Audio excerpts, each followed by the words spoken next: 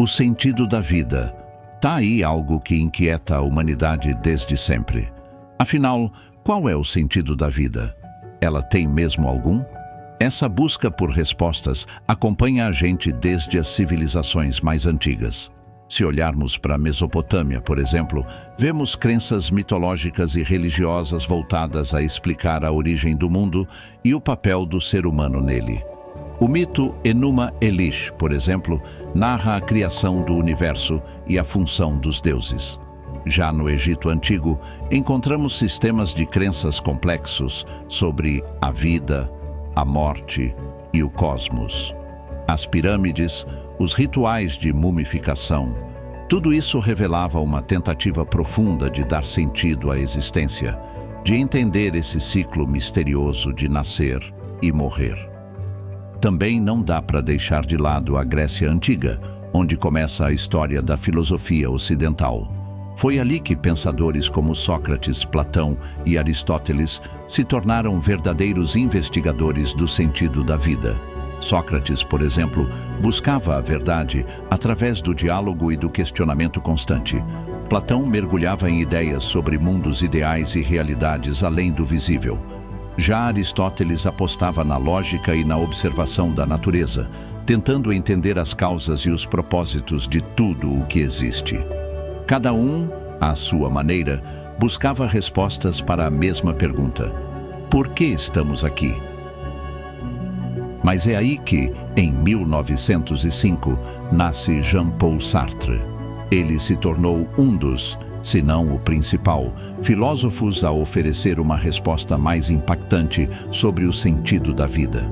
Para Sartre, a existência precede a essência, ou seja, para a vida ter algum sentido, é preciso primeiro existir. O ser humano, segundo ele, é uma criatura livre, e o que ele é não depende de uma essência pré-definida, mas das escolhas que faz ao longo da vida. Para Sartre, a vida não tem um sentido dado ou universal. Somos nós que damos sentido a ela. Mas, apesar disso, nunca houve consenso entre os filósofos. E se a gente parar para pensar com calma, logo percebe que talvez não exista uma única resposta certa. Só diferentes caminhos que podem nos orientar nessa busca. A gente pode pegar, por exemplo, Albert Schweitzer, que inclusive recebeu um prêmio Nobel da Paz por suas ideias. Para ele, o sentido da vida está em servir aos outros. A felicidade nasce da compaixão. Já para outro Albert, o Camus, a vida é absurda, sem um sentido intrínseco. E aí voltamos ao Sartre, que dizia que nada tem sentido além daquele que a gente escolhe dar. E, sinceramente, essa visão é a que mais faz sentido para mim. Pensa comigo.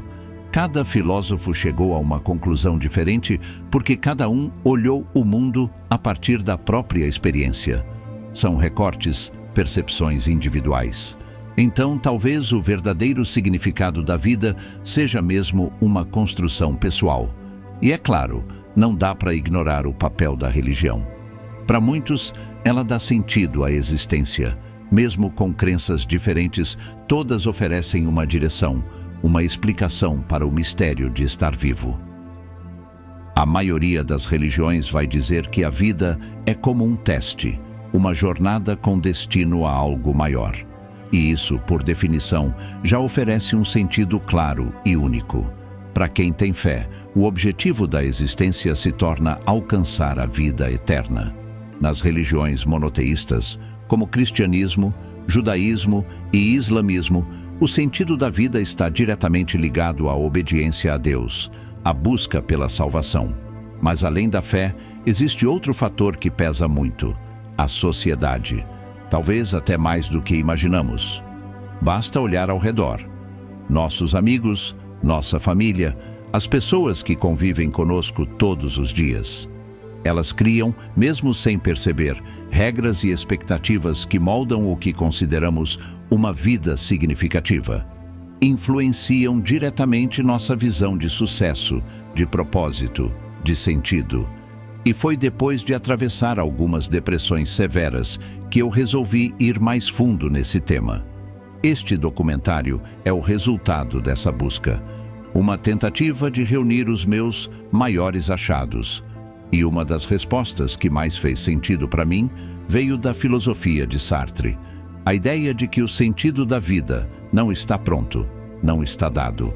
É algo que cada um de nós precisa construir, com liberdade, com escolhas, com ação. Porque, como ele mesmo disse, a existência vem antes da essência. O que mais me atrai nessa filosofia é que ela não oferece respostas prontas. Ela não empurra verdades universais, e isso é libertador. Em vez disso, o existencialismo nos convida a refletir, a mergulhar na nossa própria experiência e encontrar dentro dela as pistas para um possível sentido. Esse movimento filosófico surgiu no século XX, com raízes lá atrás em Kierkegaard, mas ganhou força com pensadores como Sartre, Camus, Simone de Beauvoir e outros. O foco deles? A experiência humana.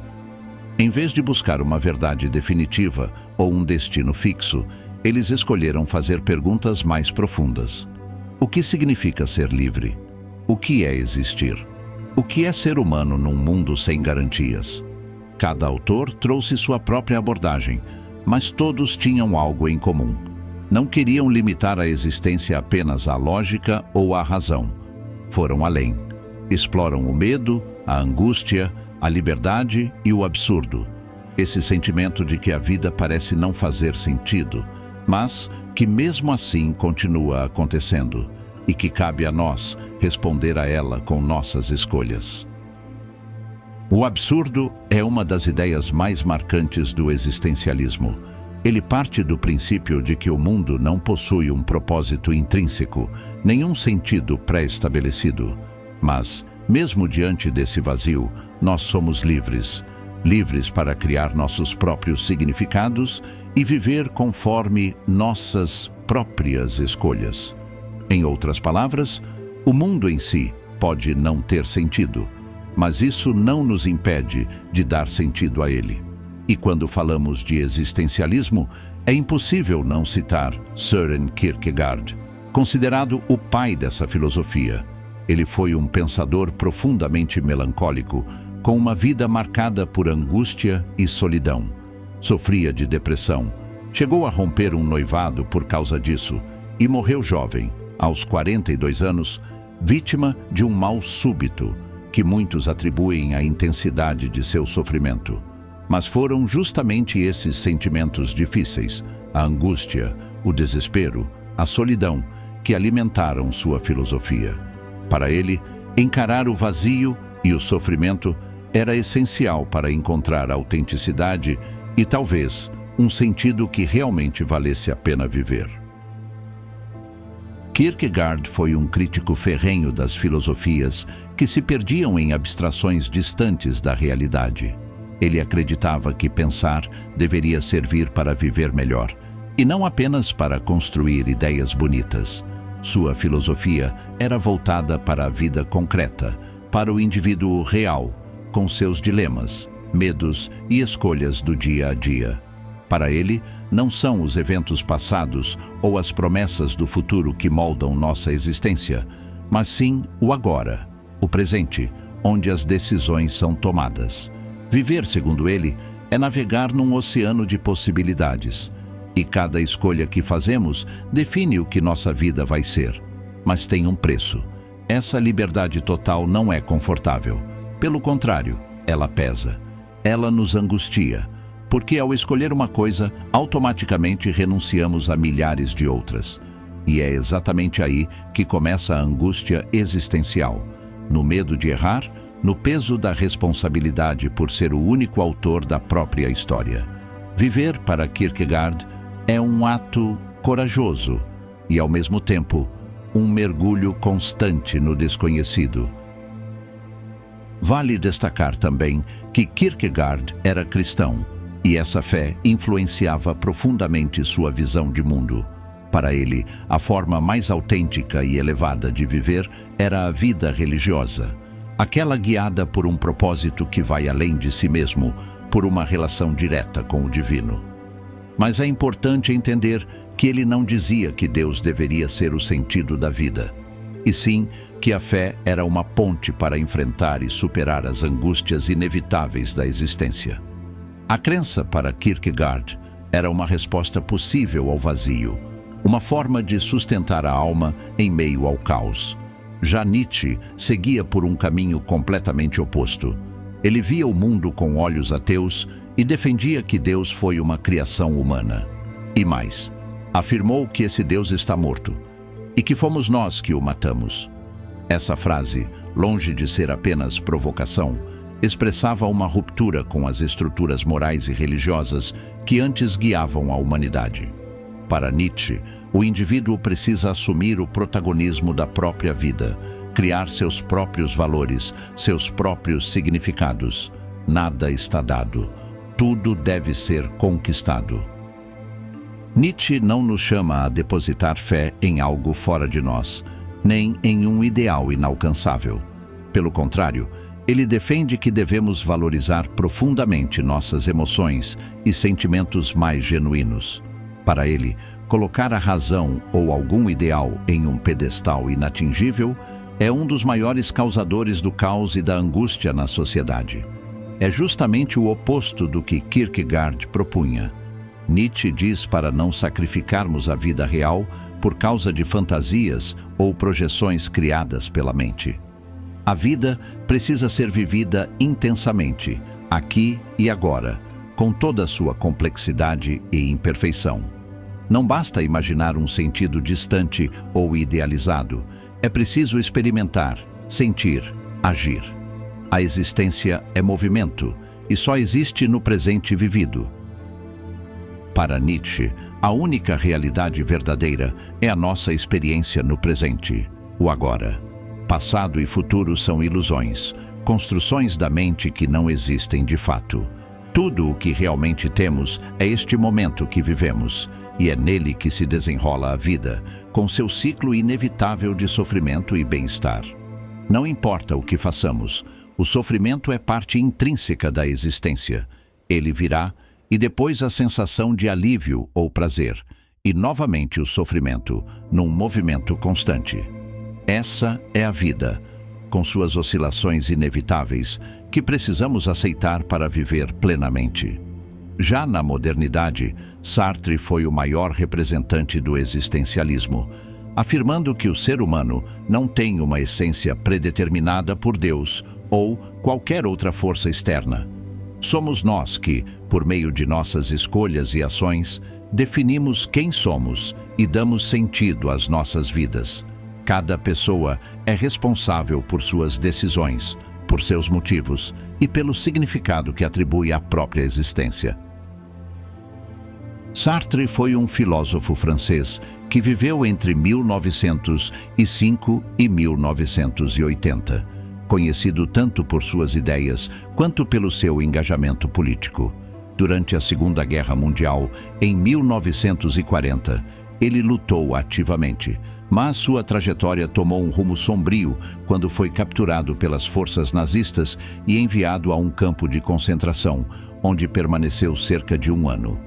Essa experiência extrema influenciou profundamente sua filosofia. O confronto direto com a morte, a sensação de liberdade limitada e a desumanização extrema o levaram a explorar as questões existenciais de forma ainda mais intensa e urgente. Sartre não apenas refletiu sobre esses temas, ele viveu as incertezas e os perigos que forçam qualquer um a questionar se a vida realmente vale a pena ser vivida. Esse contato brutal com a realidade moldou sua visão sobre a liberdade e a responsabilidade individual em meio ao caos. Viktor Frankl, outro pensador que também viveu experiências extremas, sobreviveu a vários campos de concentração, incluindo Auschwitz. Assim como Sartre, essa vivência impactou profundamente sua visão de mundo e seu trabalho. Frankl desenvolveu a logoterapia, uma abordagem terapêutica que coloca a busca por sentido como a força motriz fundamental da vida humana. Para ele, mesmo nas condições mais brutais e desesperadoras, o ser humano é capaz de encontrar significado e um motivo para seguir em frente. Essa perspectiva traz um olhar otimista e esperançoso sobre a resistência e a força interior diante do sofrimento. Tanto Frankl quanto Sartre, cada um a seu modo, deram contribuições valiosas para compreendermos melhor a condição humana e a complexa relação que temos com o sentido da vida. Sartre foi uma personalidade complexa e controversa. Viveu um relacionamento aberto que durou 51 anos e, em 1964, recusou o Prêmio Nobel de Literatura. Ele via essa premiação institucionalizada como uma ameaça à sua liberdade intelectual, acreditando que aceitar o Nobel o colocaria numa posição hierárquica, superior a outros escritores, comprometendo sua autonomia. Além disso, Sartre criticava duramente conceitos como honra e estruturas sociais hierárquicas, vendo nelas fontes de opressão. A angústia existencial que ele viveu, seja nas trincheiras da guerra, nos campos de concentração ou na rotina cotidiana, atravessa toda a sua obra e filosofia. Seu pensamento enfatiza a liberdade radical do indivíduo, a responsabilidade absoluta por suas escolhas e a coragem necessária para enfrentar os dilemas da existência. Para Sartre, diferente dos animais ou objetos que têm uma essência fixa que determina suas ações, o ser humano não nasce com um destino pré-definido. Ele é livre para criar sua própria essência através de suas decisões e ações. Um gato jamais conseguirá voar. Sua existência está limitada pela sua essência, pelas características que o definem desde o nascimento. Mas os seres humanos são diferentes. Nós não temos uma essência pré-determinada. Somos livres. É a soma dos acontecimentos da nossa vida e as escolhas que fazemos a partir deles que definem o rumo da nossa caminhada. Não temos asas para voar, mas, graças à nossa liberdade e à ausência de uma essência fixa, somos capazes de criar um pássaro de alumínio gigante que nos leva ao céu. Somos nós que damos significado às coisas. Sartre dizia que o ser humano não é obrigado a nada, que não existe uma natureza que o limite a viver de uma forma determinada. Por isso, cada um pode viver segundo seus próprios desejos e valores, construindo a vida que escolher. A liberdade que temos é a de escolher como viver, quais valores adotar, o que amar e todas as decisões que tomamos ao longo da vida. Para Sartre, a existência vem antes da essência. Isso significa que não nascemos com uma identidade fixa para apenas agir de acordo com ela. Primeiro vivemos, experimentamos, erramos e acertamos, e só depois vamos definindo quem realmente somos. Nossa autodefinição não é algo dado ou pré-determinado, mas um processo contínuo que se desenrola a partir das escolhas e interpretações que fazemos diante das situações da vida. O sentido da vida não é algo pronto, embalado e entregue. Ele é construído na prática, momento a momento, enquanto vivemos e damos significado à nossa existência. Mas, como tudo na vida, essa liberdade também tem um preço. Ser livre nem sempre é fácil, e esse ônus é conhecido como angústia. Sartre dizia que o homem está condenado a ser livre, condenado porque não escolheu nascer, não criou a si mesmo, mas é lançado ao mundo e, imediatamente, torna-se responsável por todas as suas ações.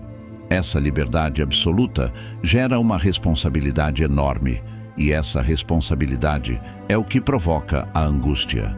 Cada escolha tem consequências, pode trazer resultados positivos ou negativos, que vão impactar nossa vida e até o mundo ao nosso redor. Por isso, muitas vezes sentimos medo de decidir o que fazer a seguir. Toda decisão tem um custo, e cada passo que damos abre uma infinidade de novos caminhos. Por exemplo, ao escolher assistir a este vídeo, você criou uma rede infinita de possibilidades para o seu futuro. Pode se inscrever no canal, pesquisar mais sobre existencialismo ou até decidir mudar tudo e começar uma vida completamente diferente. Essa é a verdadeira liberdade e o peso que ela carrega. Enfim, tudo isso só acontece porque você fez uma escolha inicial. Esse ciclo de decisões, ações e consequências se repete durante toda a nossa existência, desde o primeiro suspiro até o último suspiro da vida. O ser humano é nada mais do que o que ele faz de si mesmo. Ninguém está condenado a ser bom ou mau, fracassado ou bem-sucedido. São nossas escolhas que moldam nosso destino, e não existe culpado externo pelo estado em que nos encontramos, a não ser nós mesmos. Sartre chamava isso de responsabilidade total. Para ele, não precisamos de valores universais pré-estabelecidos para agir corretamente. Até mesmo esses valores são criações humanas, que se tornam universais simplesmente porque agradam e são aceitos por muitas pessoas. A verdadeira liberdade e responsabilidade estão em assumir que somos autores das nossas próprias vidas. A responsabilidade total pelas nossas ações, que Sartre defende, não ignora as incertezas do mundo. Ele reconhece que há circunstâncias que simplesmente fogem do nosso controle. Não escolhemos onde nascemos, nossa família, a escola que frequentamos ou até mesmo o nosso nome. E isso está tudo bem. O que Sartre nos lembra é que há uma grande diferença entre o que acontece conosco e o significado que damos a esses acontecimentos, e principalmente o que escolhemos fazer a partir daí. Enquanto o mundo externo é imprevisível, nossa capacidade de refletir sobre nossos comportamentos e decisões é algo que podemos exercer. Dentre todas as coisas no universo, talvez a única que realmente podemos controlar, ainda que de forma mínima, somos nós mesmos. Compreender isso é como uma válvula de escape para aliviar a angústia existencial, porque nos mostra que, apesar das dificuldades, a possibilidade de mudança e escolha está sempre dentro de nós, nunca fora. Eu acredito que precisamos nos afastar dessas buscas universais e prontas por sentido, para entender qual é, de fato, a nossa própria busca. Claro que essa liberdade que temos para escolher nosso caminho traz angústia, mas essa angústia é necessária. Sem ela, imagine quantas decisões erradas tomaríamos sem o peso da reflexão. O vídeo de hoje é um convite para essa autenticidade, para que cada um construa conscientemente sua própria história de vida. No fundo, tudo o que queremos é que essa jornada valha a pena, que cada passo faça sentido para a gente. Na minha visão, não precisamos de uma resposta definitiva e pronta sobre o sentido da vida. O que realmente importa é encontrar um caminho, uma forma própria, de descobrir essa resposta que seja verdadeira e significativa para a nossa existência.